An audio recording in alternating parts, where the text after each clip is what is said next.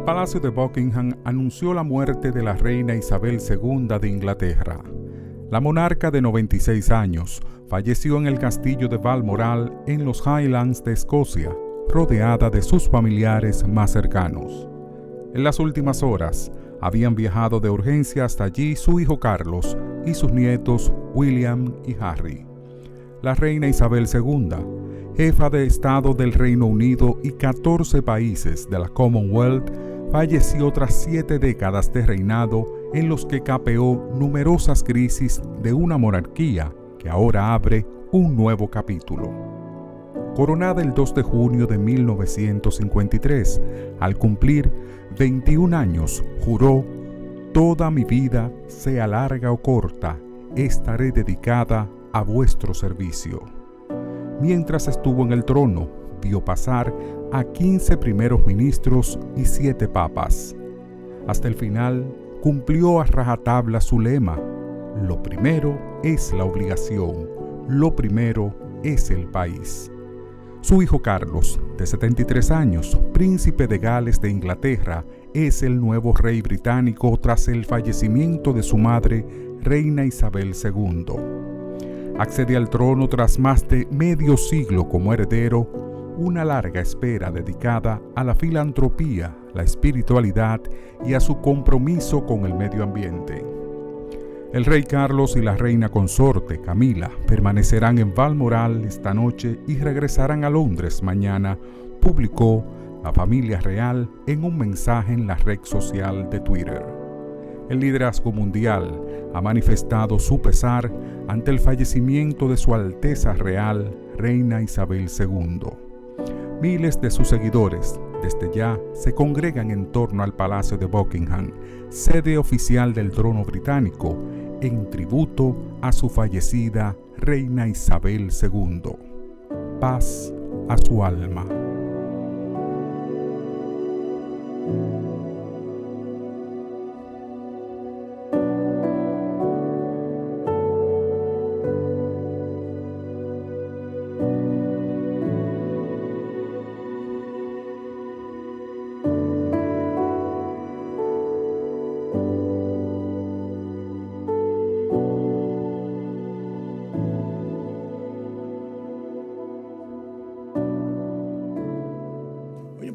Buenas noches, hoy el país, yo soy Rudy González, gracias por su compañía en esta hora como cada noche para analizar temas de interés nacional e internacional. Una ola de calor terrible. Bueno, se había predicho que entre mediados de agosto, finales de septiembre, esos 45 días aproximadamente iban a ser los días y semanas más calientes de este año y de mucho tiempo, incluso estableciendo algunos récords. Las lluvias que se han estado registrando no ha amainado realmente la ola de calor. Y cada vez que sube esa humedad, entonces se siente más la sensación térmica, aunque no necesariamente sea lo que esté afectando en ese momento. Ahora, los temas nacionales, ¿por dónde andan los temas nacionales?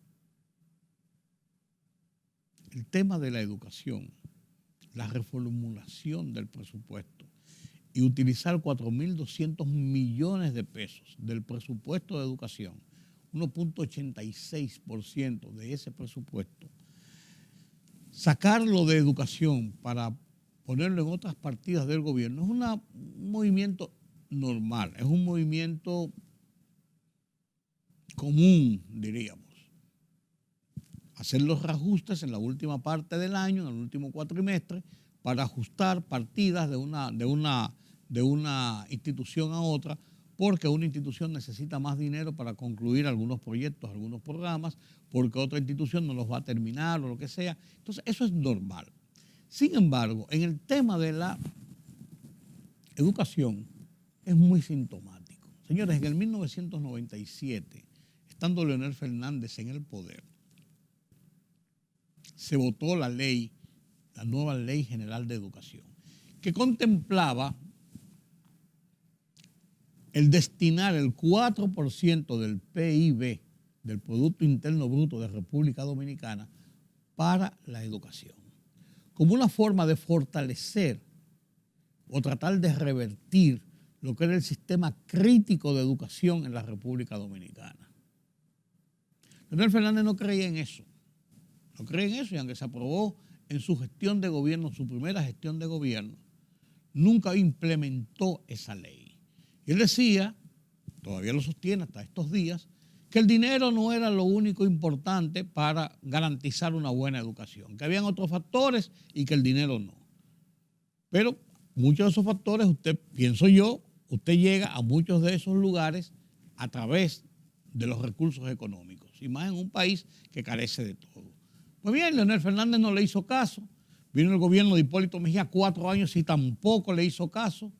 No se puso en ejecución el 4% del PIB para la educación, ninguno de los dos.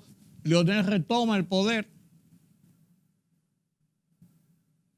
en el 2004, gana la reelección en el 2008, y entonces Danilo Medina, cuando ve su oportunidad de candidatearse y de poder ganar las elecciones, uno de los puntos de su campaña política fue precisamente montarse en la ola de protesta que se había generado en República Dominicana durante más de 2 años, aquellas sombrillas amarillas reclamando la aplicación de la ley que establecía el 4% del PIB para la educación. Danilo Medina habilidosamente se monta en esa ola y garantiza que tan pronto asuma el poder va a poner en práctica que el 4% del PIB se destine para la educación en el presupuesto del año siguiente. Y efectivamente, ganó las elecciones y lo hizo. Y comenzaron, pero sin ningún plan, sin ninguna estrategia. ¿Cuál fue el plan? Construir escuelas. Y la suerte del tema era que construir escuelas era la garantía primaria para tener dónde dar educación. Pero no se fueron preparando los maestros, no se fue estableciendo un pénsul adecuado, una currícula que obedeciera a la realidad de la demanda de los estudiantes en República Dominicana. Construir escuelas. Y vaya usted a ver, todas las semanas se inauguraba que una otra escuela, y cuando vinimos a ver, aquello se convirtió en un gran negocio entre la venta de solares. Un solar ahí que lo vendieron en 54 millones de pesos cuando no costaba ni 3, según lo que se publicó en los medios. Y así por el estilo, escándalo tras escándalo. Y los escándalos de las mismas construcciones de escuelas de que no obedecían a lo que se había establecido, a lo que demandaba la situación. Se hicieron escuelas en lugares donde nadie sabe por qué se hizo una escuela de esa capacidad en tal sitio, en otro sitio no se hizo. La calidad de la construcción, el tema de las licitaciones y de las obras, las sobrevaluaciones, fue de escándalo en escándalo. Y así durante el gobierno de Danilo Medina, el tema de la educación fue un centro de escándalo, porque con todos estos fondos, el Ministerio de Educación se vio como el gran botín para aquellos depredadores del Estado tener un punto de vista para sacar dinero del Estado. Y se manejó de escándalo en escándalo, desde la compra de solares hasta las mochilas que se distribuían. Los uniformes, los zapatos, los libros, el desayuno escolar, después la merienda escolar, después la tanda extendida. Todo eso fue una cosa detrás de otra, manejándose en el escándalo. Y la educación, los niveles de educación de República Dominicana cada vez más bajos. O sea, pasando vergüenza en los últimos lugares del ranking latinoamericano, y mundial dice diga por latinoamericano, de los últimos lugares en el ranking en cuanto a la calidad de la educación de República Dominicana. Con maestros que no aprobaban las mínimas pruebas para ser maestros. Educadores que no servían. Puestos medalaganarios por políticas. Donde no se invirtió realmente en lograr una educación de calidad. Entonces llega el gobierno del cambio y dice el nuevo ministro, para no decir muchas cosas, el nuevo ministro de Educación nombrado hace un mes, dijo que aquí se han votado en los últimos años, incluyendo los 2 años de este gobierno, más de 250.000 millones de pesos al año en el zafacón porque no se ha hecho nada en favor de la educación. Y que este gobierno hemos visto los escándalos que se han quedado muy callados, pero no se sale de un escándalo en el desayuno escolar, en el INAVI, en la cosa esa, en los textos, en los uniformes. Que encontraron del gobierno pasado un montón de uniformes que se pudieron porque no lo entregaron. Pues hay muchísimas cosas de lo que ha pasado ahora. Y las deficiencias de ese desayuno, de escuelas, de la construcción de escuelas, del tema de los libros. Y el último tema que no llegó que no ha llegado porque se está en investigación, fue el tema de los libros, ¿cómo se llaman? Digitales para todo el estudiantado del bachillerato.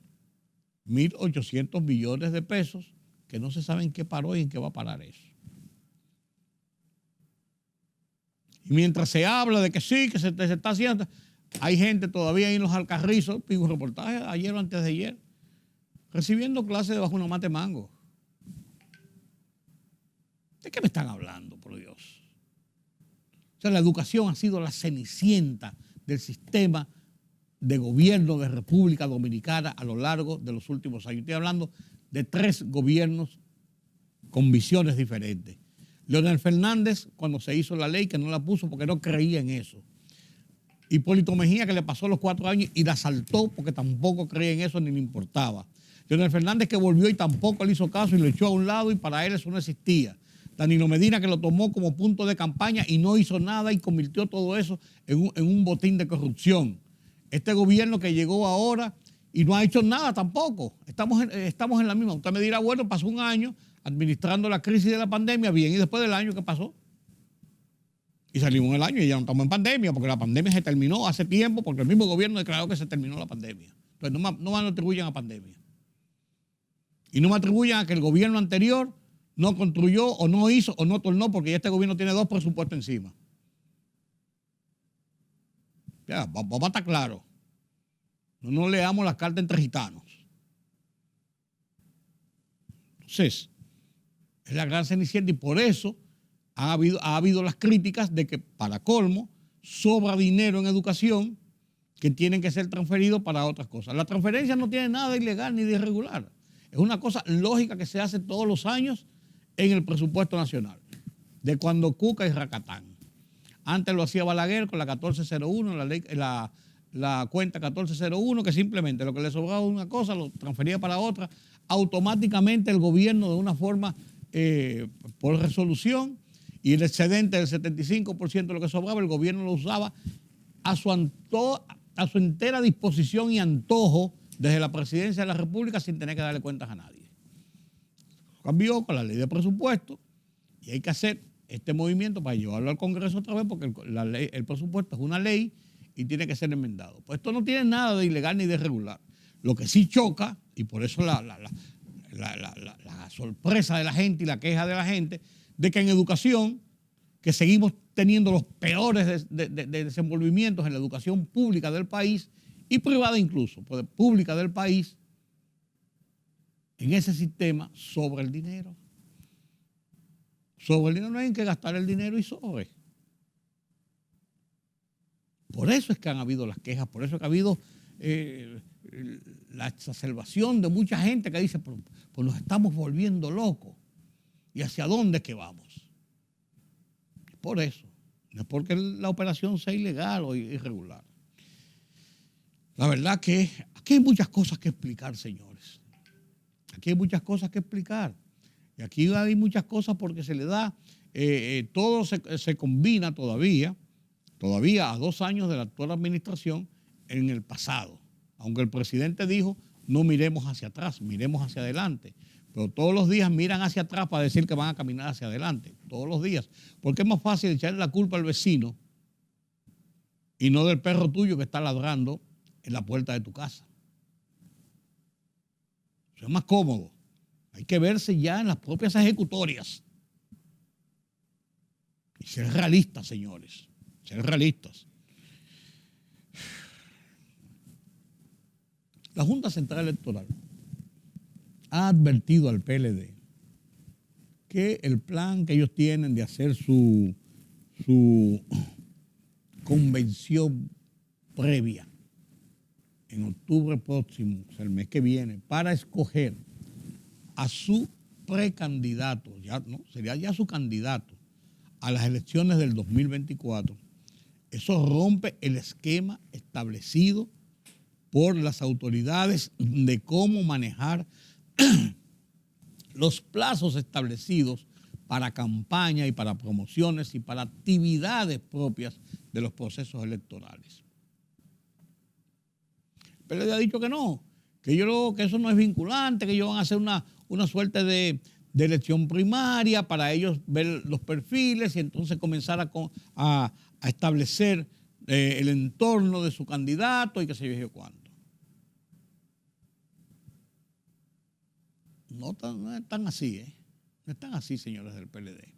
Pero usted me dirá, y con razón, bueno, pero la Fuerza del Pueblo está en campaña. Está todos los fines de semana y todos los días en reuniones, en manifestaciones, en diferentes puntos del país, con declaraciones, con juramentaciones, con la que se dijo cuánto. Entonces, no, eso es crecimiento del partido. O sea, cada uno le busca un nombre. Por eso es campaña política. Y el PRM igual. El presidente de la República está en la calle la mitad del tiempo de cada día en un laborantismo que es político. Porque son cosas de Estado, pero en cada sitio ya aparecen donde quiera los cartelones, 4 años más, muy bien impresos, muy coherentes, sin una falta de ortografía, que no fue que lo hizo un campesino en Junumucú. Se lo llevaron impreso para que se lo plantearan al presidente de frente, y el presidente sale todos los días en una fotografía basada en una viejecita, cargando un niñito, pasándole la mano por la cabeza a un viejecito, en una forma de contacto directo con la gente. Usted me dirá que esas son funciones del jefe de Estado, yo no le voy a decir que no, pero se manifiestan en una acción política. Y la gente de su partido tiene una orden, los dirigentes del partido, que son funcionarios del gobierno, de salir todos los fines de semana a las diferentes provincias y municipios a hablar sobre la situación del gobierno, del país, de qué necesita la gente, en un franco activismo que tiene una configuración de cara al proceso electoral. Entonces el país está en campaña y la Junta está atado de pies y manos, y hace bien Román Jaques en decir, miren, eso no puede ser, eso hay que resolverlo, no, las cosas no son así y eso rompe y viola la ley, pero no tiene nada que hacer, no tiene un mecanismo de consecuencias que hacer para evitar esto, que no sea simplemente proclamarlo. Pero al tiempo que lo proclama y lo dice, estamos viviendo en un momento de expectación sobre las leyes electorales, tanto la ley de partidos como la ley de régimen electoral de la Junta Central Electoral.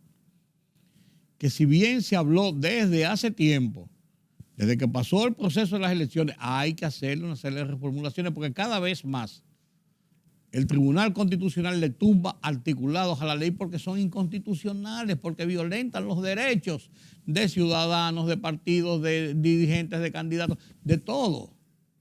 Y han ido tumbándole, la han ido mutilando y han hecho una ley, primero que no la respetan, como decía anteriormente, y segundo que como no tiene fortaleza ni tiene fuerza, es algo para decir que tenemos algo, pero ya ustedes vieron todo lo que pasó en el proceso electoral pasado. En el proceso de convención de octubre del PLD, en las elecciones municipales de febrero del 20, y después todo el trayecto y todas las denuncias y todo lo que pasó, y a final de cuentas, por suerte, salimos más o menos bien de ese proceso del 5 de julio. Porque no se hicieron elecciones el 16 de mayo, a propósito de la situación de la pandemia, se pospuso hasta el 5 de junio, pero vaya usted a ver sobre qué bases de tensiones y de denuncias y de quejas de todo lo que estaba pasando allí. Entonces, ahora les he dado el nuevo ingrediente. La Junta presentó una suerte de proyecto para hacer enmiendas y de cambiar una serie de cosas. Hay otros por ahí en el Congreso que hablan de que no, que lo que debe ser un código electoral. Lo veo muy bien, que reúna todo. Pero si tuvieron 15 años dándole vuelta a una ley electoral y después la sacaron huyendo, porque era la ley posible y adolece de tantas cosas que se le han ido tumbando todo en el Tribunal Constitucional. Ahora han saltado unos legisladores diciendo que lo que se va a hacer es coger las dos leyes, derogarlas y hacer dos leyes nuevas. Y el presidente de la Junta, Román Jaques, dijo que si en septiembre los reglamentos con que se está actuando no están a la disposición para el ordenamiento de la estructura del proceso electoral, que no comienza el día de las elecciones ni el día antes, es un proceso que comienza con plazos, con meses, con actividades, con estructuras, con organización de muchos meses antes. Las elecciones pueden ser complejas y complicadas. Entonces, señores, nos estamos jugando con el sistema idóneo de la democracia, que son las elecciones, los procesos de vida de los partidos y las elecciones. Y nos estamos jugando con esto, lo que podría significar en un momento determinado que tengamos dolores de cabezas importantes. Ojalá que asentemos cabeza, le demos para adelante a las reformas que haya que hacer rápidamente, porque sea rápido, no tiene que ser mal, porque la Cámara de Diputados le hizo 34 enmiendas en 36 horas al proyecto de extensión de dominio que aprobó el Senado. En 36 horas, 44 enmiendas. ¿Y por qué no se pueden hacer las enmiendas necesarias a la ley electoral y la ley de régimen electoral en 2 o 3 semanas? En un mes. Cuando hay voluntad se puede.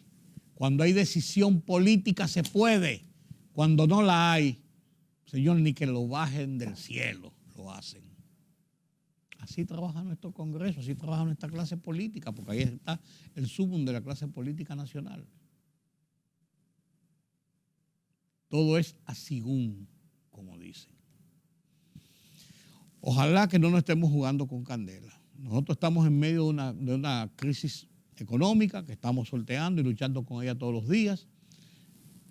Estamos a merced de que esa crisis económica pueda degenerar en temas de protestas y quejas sociales, que ojalá que no degenere ahí, y mucho menos que entonces lleguemos y podríamos provocar situaciones como esta, de no atender esto de las leyes electorales, por lo menos, y de tener un poco de comedimiento de lo que estamos haciendo, podríamos caer en una crisis política.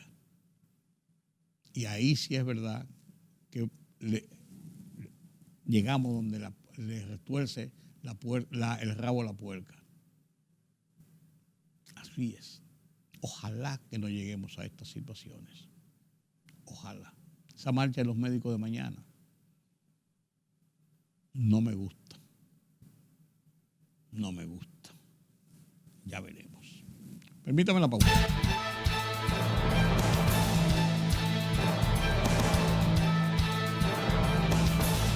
El Ministerio de Salud Pública notificó 228 nuevos contagios, 128 menos que los 356 registrados en la víspera, sin ninguna defunción por esa causa.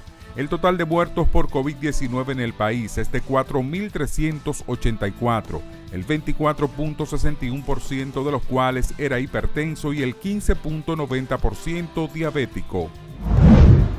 Mediante comunicación dirigida a Venancio Alcántara Valdés, director general de Migración, el presidente Luis Abinader ordenó prohibir la entrada a República Dominicana del ex primer ministro interino de Haití, Claudio Joseph, así como a 12 líderes de bandas haitianas. De su parte, el ex primer ministro de Haití, Claudio Joseph, recibió la prohibición de su entrada a territorio dominicano como un honor, no como una sanción.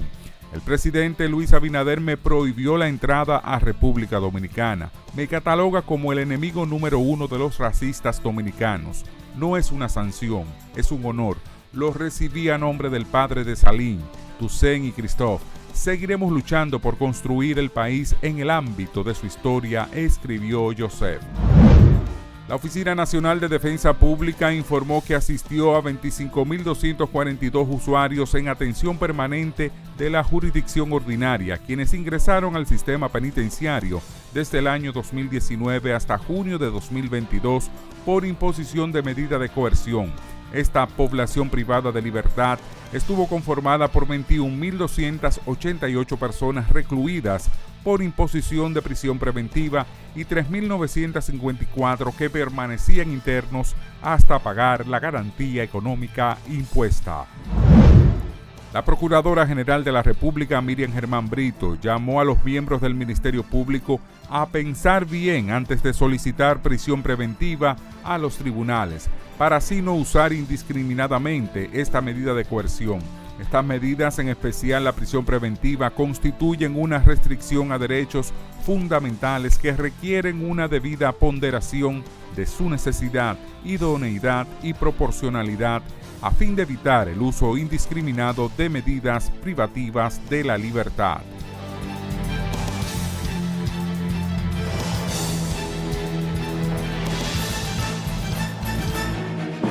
El rumbo de la tarde, plural, objetivo, democrático, la verdad siempre. Con tres verdaderos profesionales del periodismo y la comunicación, Georgie Rodríguez, Juan TH y Rudy González. Los Poderosos.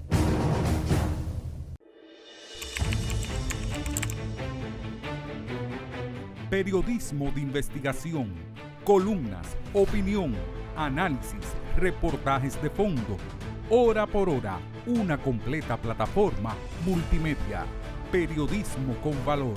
Noticias horapor-hora.com.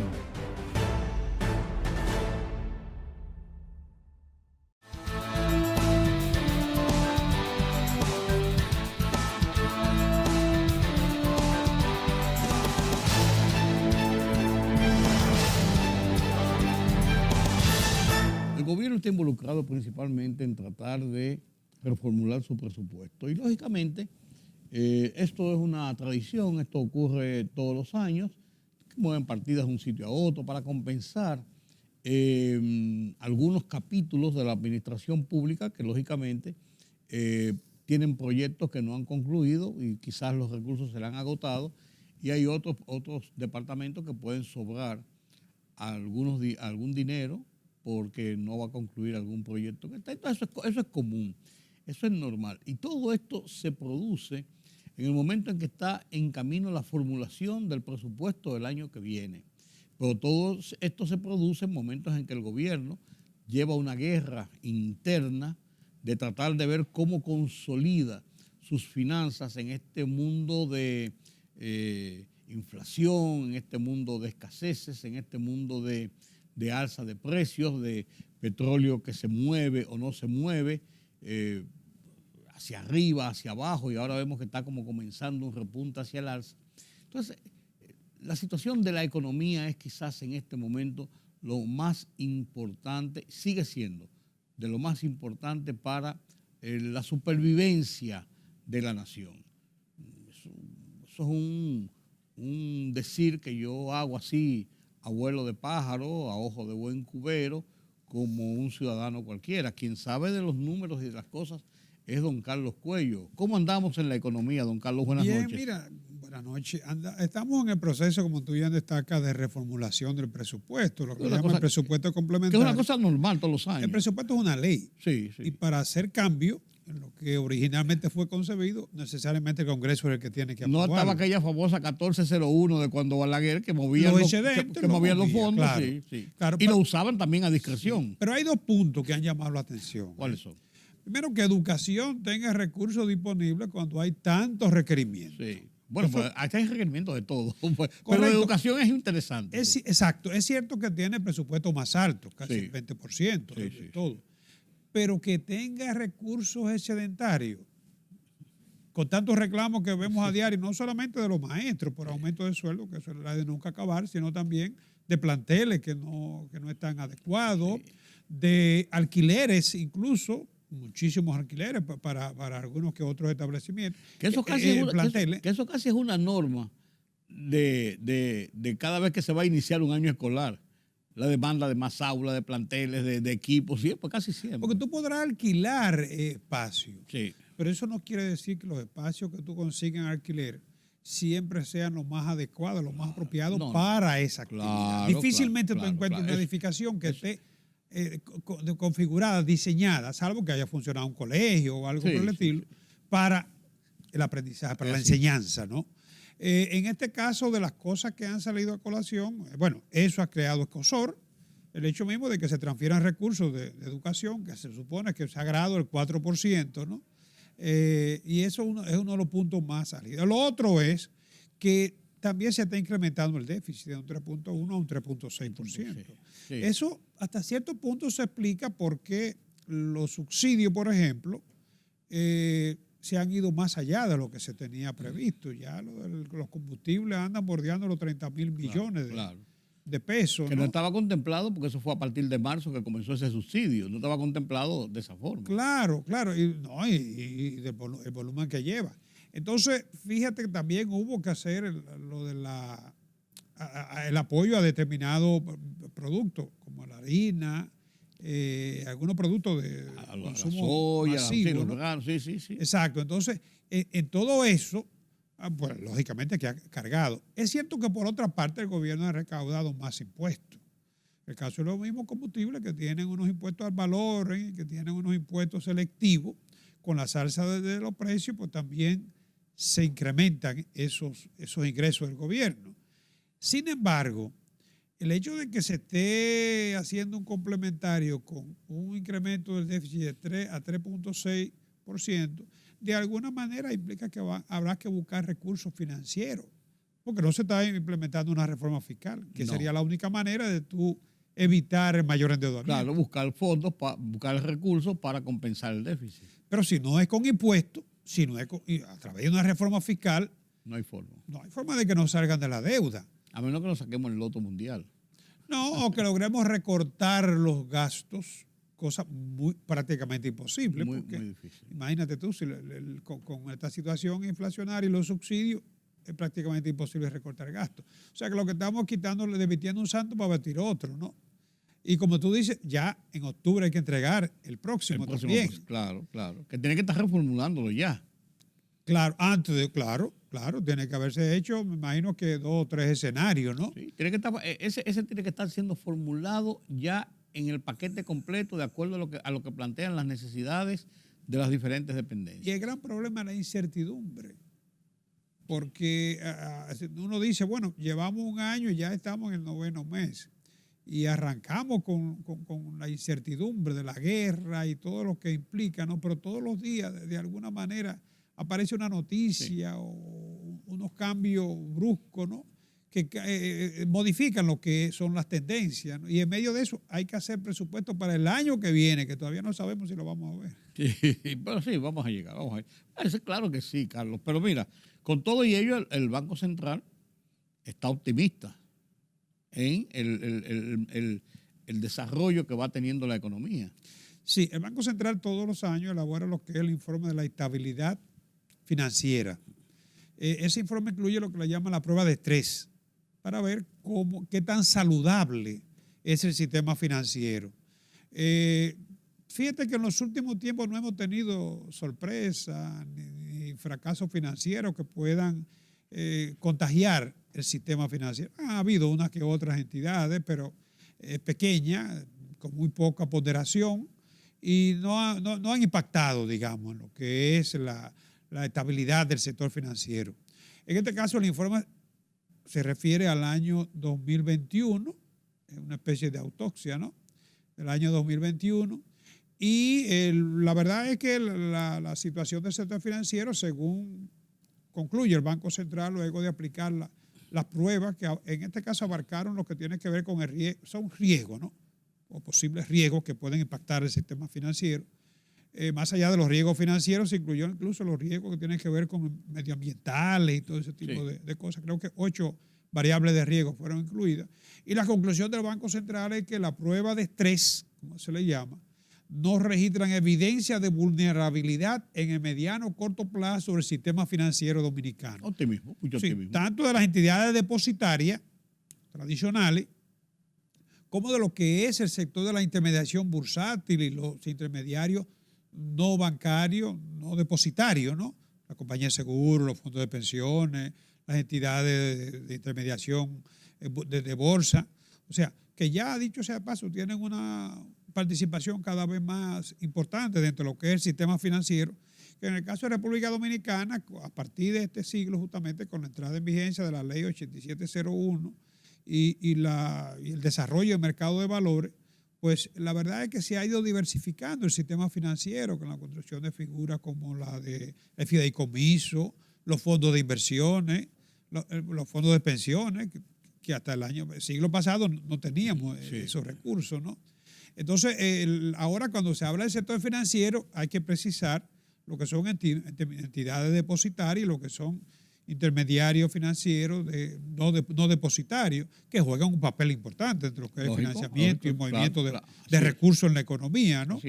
Por ejemplo, el Banco Central destaca que los activos totales del sistema financiero son de 2.8 billones, o sea, representan un 51.2% del Producto Interno Bruto. O sea, es un sector financiero muy robusto, muy importante, y que en la medida en que tiene una mayor ponderación dentro de lo que son las principales variables macroeconómicas, también pueden arrastrar la economía. O sea, fíjate que cuando se producen fracasos financieros de entidades con una alta participación, ya lo tuvimos en el año 2004, 2005, ¿no? Eso impacta a la economía. En este caso, estamos hablando del 51.2%, pero hay un dato muy importante y es que el crecimiento de ese sector para el año 2021, que fue el año de recuperación, fue de un 16.3%. Otros datos, por ejemplo, los pasivos son de 2.5 billones, 45.6% del Producto Interno Bruto representan los pasivos, y los pasivos también crecieron a 16.2%. Los recursos de los depositantes de los hogares representan un 54% de las captaciones. Eso se interpreta como que hay confianza en el sistema financiero. Sí, si no fuera así. Los primeros que retiran su chelito son los hogares, la familia. Claro. Tú recuerdas en el año 2003, 2004, 2005, cuando el Banco Central se quedó sin reserva, pero los ahorros, hubo presión alcista al tipo de cambio, los ahorros, por lo visto, estaban en manos de los hogares en gran parte y en divisa extranjera, en dólares, ¿no? Inmediatamente cambian las expectativas con el cambio de mando, todos esos dólares salieron y recuerda que tú y yo analizamos la semana pasada, se desplomó el tipo de cambio. Claro. La reserva que no tenía el Banco Central volvió a su realidad. Esa reserva estaba en manos del público. Claro. Obvio, para protegerse de la devaluación. Como es normal en toda economía. Claro, la pérdida de confianza en la economía. Claro. Eso pasa, eso ocurre. Claro. Entonces, en este caso, tú tienes un 54%. Obsérvate lo siguiente. Ahora que el tipo de cambio está a la baja y que el peso se ha revalorizado en casi un 8%. 7.6, 7.7%. Sí. Tener sus ahorros, aquella era una protección. Ahora, tener sus ahorros en dólares le está reportando pérdidas a quienes decidieron hacer eso, porque es verdad, lo protegen. Pero cuando se aprecia el tipo de cambio, pierden pérdida cambiaria de un 7% y dejan de ganar prácticamente. Claro. Y más si compraron por encima del nivel a que se apreció el peso. Que hay otro problema, tú no vendes como tú compras. No, claro. Si tú lo tenías esos ahorros desde hace 10 años, bueno, no sufres tanto, porque si compraste en los últimos tiempos puedes tener problemas. Pero es que perdiste la oportunidad de ganarte tasas que eran mucho más atractivas en un momento determinado, ¿no? En la cartera del sector privado, dice el Banco Central, lo habíamos comentado antes, que ha crecido un 11.7%. Y es otro dato muy importante, el índice de morosidad, tú sabes, eso, ¿no? Para la cartera, digamos, ¿En cuánto mala, 1.3%, pero lo más importante es que cubre la totalidad de la cartera mala. Está por encima de la totalidad de la cartera mala. Hubo previsiones. Recuerda que hubo muchos refinanciamientos, facilidades para refinanciar por parte del Banco Central, y se creó la expectativa de que la cartera mala iba a ser mucho más relevante, ¿no? Por la misma situación del efecto de la pandemia. Cambiando así drásticamente el tema, pero con un punto que es eje central de la economía, es el tema del petróleo y los precios del petróleo. Sobre todo ahora en una situación que la inflación está alcanzando todo el mundo. Sí. Y en gran medida la inflación está ligada al precio de los combustibles, de la materia prima, decimos, pero el combustible está es presente el principal en todas, de esas ¿no? materias primas. Sí. Fíjate que ahora recientemente, en esta semana, hubo una reunión de la OPEP Plus, que ya son 13 oficiales y 10 no oficiales, incluyendo a Rusia, ¿no? Sí, Que sí. está en guerra y que todo lo que sea guerra, donde quiera que esté, lo va a ver con buenos ojos, ¿no? En este caso, ellos plantean a partir de octubre Salme, ¿qué viene? recortarle 100,000 barriles diarios. Sí, el recorte Volver a lo dispara. que fue la entrega de Sí. agosto. Sí, el recorte dispara, la reducción de producción Claro. dispara el precio. Claro, porque se habían estado reduciendo los precios. Llegaron a los $89, por debajo, hasta $86, Sí, ¿no? sí, sí. Porque había expectativa de que la economía mundial va a seguir desacelerándose. China, con las medidas que ha estado tomando de cierre de ciudades para contrarrestar los efectos de los casos del COVID, de su producto. Eso también está impactando. La desaceleración de la economía china también, la desaceleración de la economía norteamericana. Europa está al borde de una recesión y en esta semana agravada la situación con la no entrega del gas por parte de Rusia, que aparentemente lo está utilizando como un arma de guerra también, ¿no? Principalmente Alemania. Entonces, esto pues está como, por eso te decía, como que el panorama hoy parece claro y mañana se enturbia, ¿no? Sí.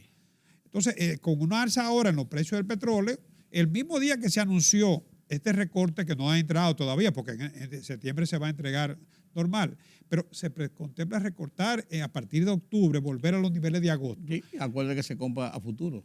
Bueno, pues el petróleo subió en un día entre un 3 y un 5%. Sí, claro. Y posiblemente ahora cambian las expectativas son alcistas. Claro. Veníamos en una expectativa de baja.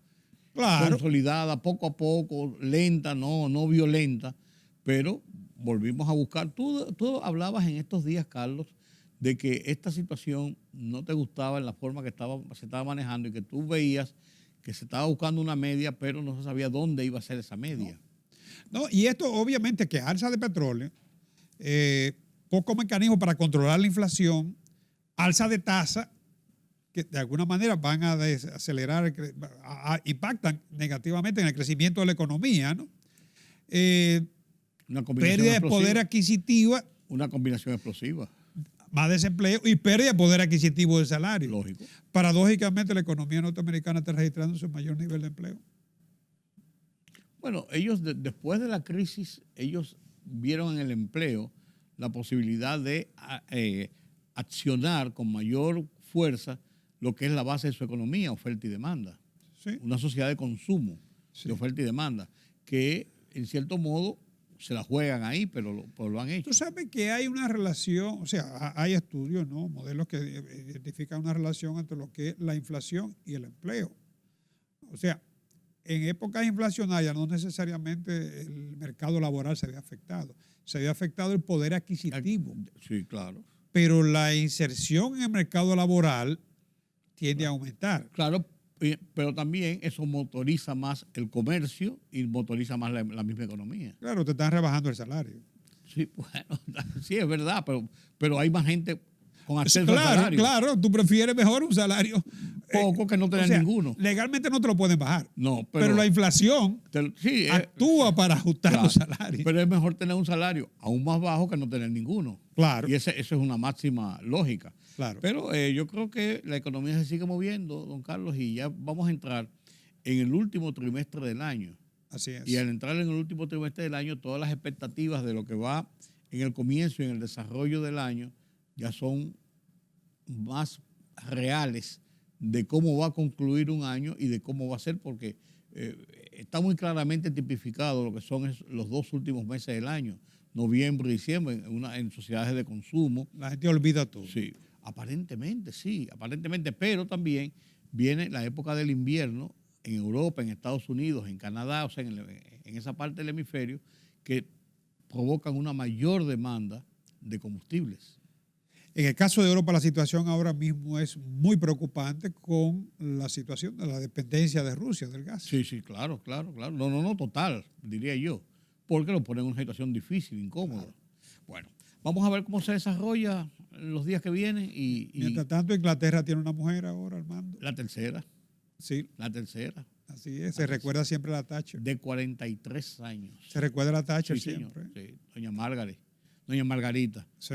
Dice que era su admiración, Sí. la Thatcher. Así que, vamos a ver. Bueno, la Thatcher fue admirada por mucha gente, odiada por otros, pero no cabe duda de que cuando se ve lo que ha pasado de la Thatcher hacia acá, hay un antes y un después de la Thatcher. No, la Thatcher y Reagan, Sí. El binomio perfecto. los impulsores de la globalización. Sí, el binomio y de perfecto. todo lo que implicó la apertura. Bueno, hay que incluir ahí que falleció, por cierto, a Gorbachev, que fue con la perestroika. El hombre del Glasnost, que impulsó el Glasnost para llegar a la perestroika. Claro, integró Occidente Sí, con sí. Rusia, ¿no? Y fue odiado después por los rusos. Finalmente terminó siendo enterrado en Rusia, a donde Así es. Putin no fue, pero emitió un comunicado lamentando su fallecimiento. Así es. Cosas veredes. Gracias, don Carlos. Tenemos una cita nueva vez la semana próxima para seguir analizando los temas de la economía aquí en República Dominicana y en el mundo. ¿Es así? Así es. Buenas noches. Permítame la pausa.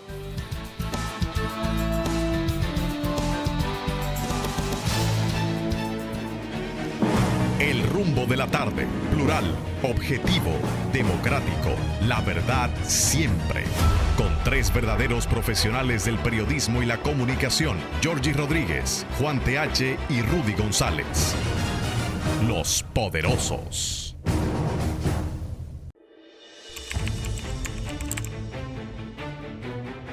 Periodismo de investigación, columnas, opinión, análisis, reportajes de fondo.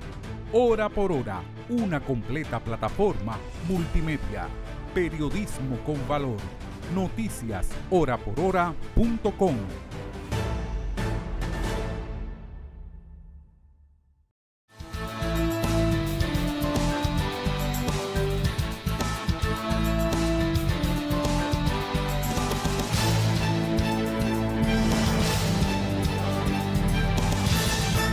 El tiempo se le está cortando a Cristina Fernández de Kirchner, la vicepresidenta de Argentina.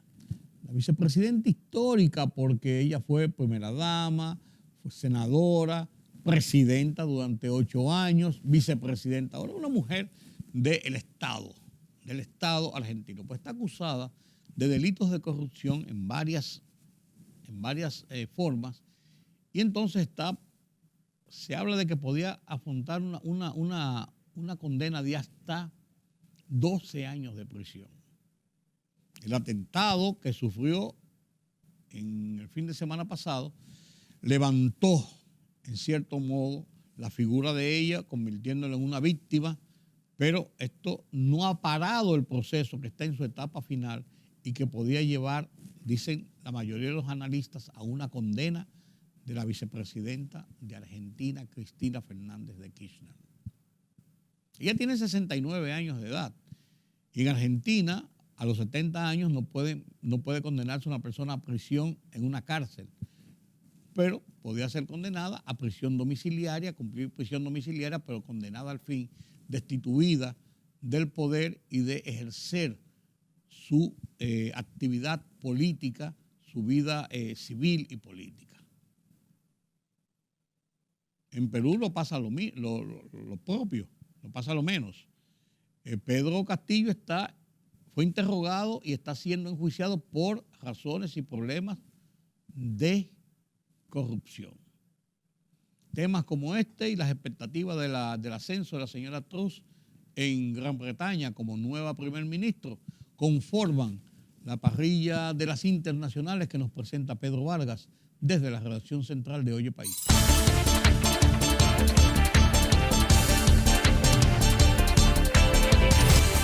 La monarca de los reinos de la Mancomunidad de Naciones, la reina Isabel II, falleció este jueves a sus 96 años de edad, luego de que fuera puesta bajo supervisión médica en su castillo escocés de Balmoral, donde se dirigieron sus hijos y nietos por graves problemas de salud.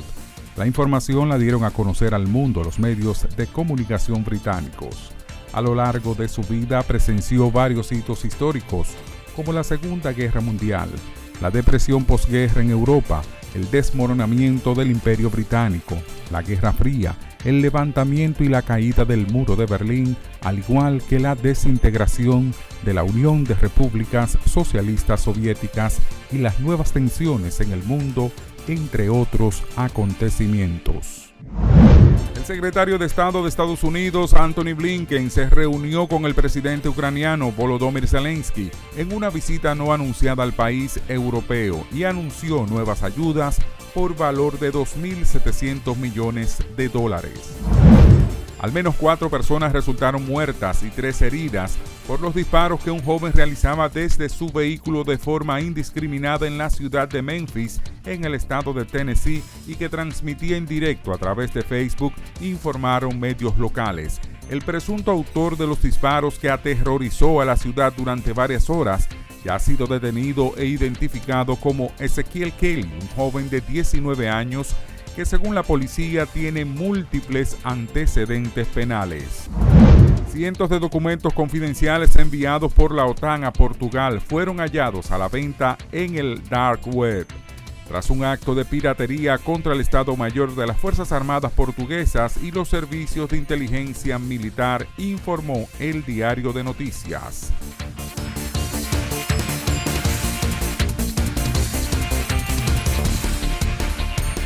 Al final de esta emisión de Oye País. Gracias por su compañía en esta noche. Yo soy Rudy González. Los convoco para mañana nueva vez aquí en Color Visión. Analizaremos temas de interés nacional e internacional. Pasen un feliz resto de esta noche, un buen día que nos sigue y nos vemos mañana.